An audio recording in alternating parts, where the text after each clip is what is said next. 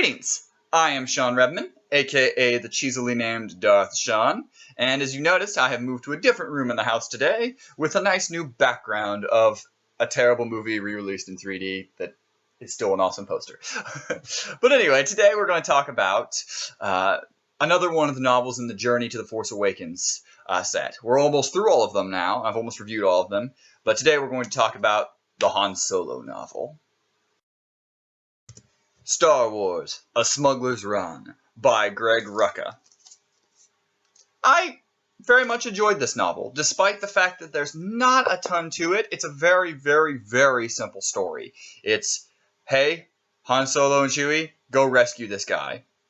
They go and they rescue this guy. That's literally the story as a whole. It's not tremendously deep. There's not tremendously amount to really glean from it, but it's a very entertaining story. Greg Rucka also wrote the Shattered Empire comics, and as you know, I very much love those comics. So it was very interesting to read more from a novelized view, but as we saw in the Shattered Empire, there was a great understanding of the original characters, and he definitely has that understanding of Han Solo and Chewie as he's writing. And they felt very much like Han Solo and Chewie from the movies. You know, it very, very much felt like I was in the original trilogy, that this story fit in the original trilogy. Not a lot really to glean from it as a whole, but it was still very, very refreshing. It felt fun. It felt cool. And while it is meant for kids, it is a young reader, you know, very easy to read. It still has stuff that even adults can glean and have fun from and just enjoy.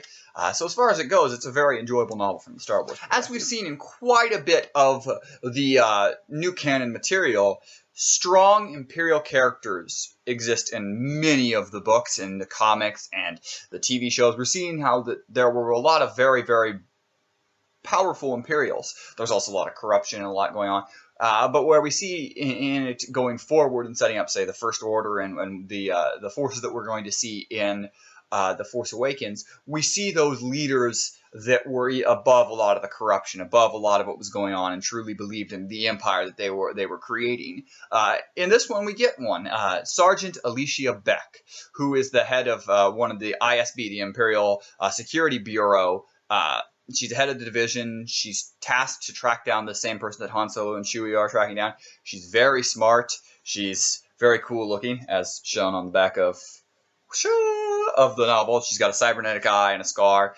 And while she's not as fleshed out as, say, a Ray Sloan was in the two novels that she's been in, she was still a very interesting character, and I very much have enjoyed the strong female characters that we've gotten in the canon material. And it very much just excites me as we get into The Force Awakens, because we know that we have someone in Captain Phasma who is going to be a very big figure in The Force Awakens as far as the Imperial side or the First Order side of things, that it's really good that they're setting up these strong females so that we know that we have one here. It's going to be in the movie, and hopefully they continue that strength in the end.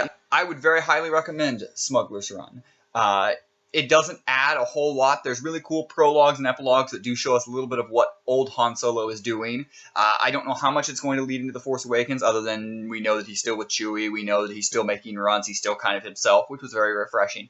But as a whole, there's not a whole lot to take away from this book other than a really fun story with Han Solo and Chewie, and I'm sure there's going to be little details that we're going to look back on once we've seen The Force Awakens, be like, oh, that was in that book, or as we learn more info. But as a whole, it's a lot of fun. I would actually say I liked it a little more than A Weapon of the Jedi. It's a slightly more thought-out story than the Luke Skywalker one. So the whole, I'd say, go ahead and check out Smuggler's Run. I don't think you'll be too disappointed in it. It doesn't cost a whole lot, and Greg Rucka does a great job. So what do you guys think? Have you read Smuggler's Run? Do you think it's as good as I said, or is it something you think you should skip? Let me know in the comments below. And as always, keep watching. Like, subscribe this channel. I'm going to be putting a lot of stuff out as we're going forward, as we continue going forward, especially as we got Rebels coming up and a lot of information on that. So continue to watch.